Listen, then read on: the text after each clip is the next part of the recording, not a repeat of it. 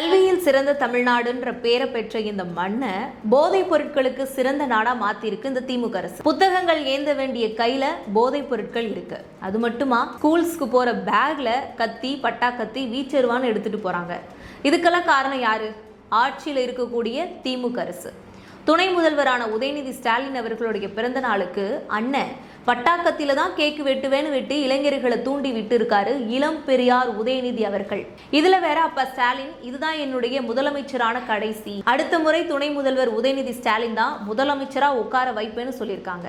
75 வருஷ கட்சியில இந்த 5 வருஷ ஆட்சி எந்த அழகுல இருந்துச்சுன்னு நம்ம எல்லாருக்குமே நல்லா தெரியும். பெண்களுக்கு பாதுகாப்புல கோட்டை விட்ட திமுக அரசு, சட்டவிரோத ஒழுங்கு சீர்கெட்டு போச்சு. அப்படி எந்தெந்த விஷயங்கள்ல இந்த திமுக அரசு கோட்டை விட்டு இருக்குன்றத பார்க்கலாம். திமுக ஆட்சிக்கு வந்தால் டாஸ்மாக் மூடப்படும்னு சொன்னாங்க. அக்கா கனிமொழி கூட 2021 தேர்தல் பிரச்சாரத்தில் சொல்லியிருந்தாங்க, தமிழ்நாட்டில் தான் இளம் விதவைகள் அதிகமாக இருக்காங்கன்னு.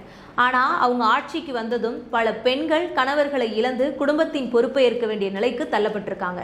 இதில் 40% பாதிப்புக்கு ஆளானது கிராமப்புறத்தில் இருக்கக்கூடிய பெண்கள் தான். அடுத்து திருத்தணி முதல் நாங்குநேரி வரைக்கும் நகரங்களிலும் சரி கிராமங்களிலும் சரி போதைப் பொருள் அருந்திட்டு அதில் நடந்த வன்முறைகள் நிறைய. 2021 6852 இருந்த போதைப் பொருள் வழக்குகள் 2022 10,000 தாண்டி இருக்கு. கிட்டத்தட்ட 50% அதிகரிச்சு இருக்கு. அடுத்து திமுக ஆட்சியில போதைப் பொருட்கள் சர்வசாதாரணமா கிடைக்க ஆரம்பிச்சிச்சு. ஸ்கூல், காலேஜ் பக்கத்தில் இருக்கக்கூடிய கடைகள்ல கிட்டத்தட்ட பக்கத்திலே இருக்க மாதிரி கிடைக்கிற மாதிரி என்ற நிலை வந்துருச்சு. இதனால டாஸ்மாக் வருமானம் மட்டுமே 2024-25 48,344 கோடியா உயர்ந்திருக்கு. 14,909 டாஸ்மாக் கடை இருக்கு. அதுவே அரசு மருத்துவ மையம் பார்த்தீங்கன்னா 31,496 தான் இருக்கு இந்த திமுக ஆட்சியில. கேட்கிறவன் கேனையா இருந்தா கேப்பையில கெடா வெட்டுவேன்னு சொல்ற மாதிரி சுகாதாரத்துறை அமைச்சர் மா சுப்பிரமணியன் அவர்கள் ஆட்சிக்கு வந்ததுல இருந்து சொல்றாரு, தமிழ்நாட்டில் கஞ்சா இல்லைன்னு. ஒரு வருஷத்துக்கு 40,000 இருந்து 1.4 லட்சம் வரைக்கும் போதை மாத்திரைகள் பறிமுதல் செய்யப்படுதுன்னு நியூஸ் அவ்வளோ வருது. ஆனால் அதெல்லாம் பார்க்குறாரா இல்லையான்றதே தெரியலன்னு மக்களே கேள்வி கேட்குறாங்க. 2023 விழுப்புரம் மற்றும் செங்கல்பட்டு மாவட்டங்களில் 22 பேர் சட்டவிரோத மது அருந்தி உயிரிழந்திருக்காங்க. 2024 கள்ளக்குறிச்சியில் 68 பேர் உயிரிழந்தது.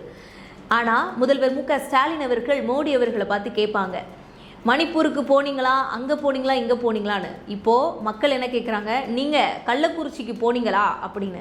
இப்போ வரைக்கும் அங்கே கள்ளக்குறிச்சிக்கு முதல்வர் போலன்றது தான் எல்லாருக்கும் தெரிஞ்சது.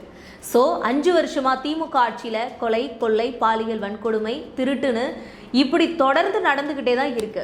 அது மட்டும் இல்லாமல் இந்த குற்றங்களில் ஈடுபடுறதே திமுக பிரமுகர், தொண்டர், தலைவர்னு மாறி மாறி அவங்களோட தலையே சிக்குது. 2026 தேர்தல் பிரச்சாரத்தில் முதல்வர், துணை முதல்வர்லாம் பயங்கரமாக தீவிர பிரச்சாரத்தில் ஈடுபட்டுட்டு வராங்க.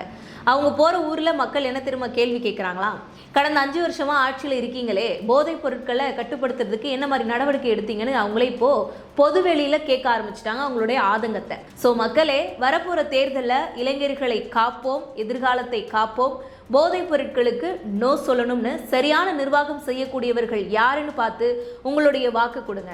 ஸோ உங்கள் வாக்கு உங்கள் உரிமை.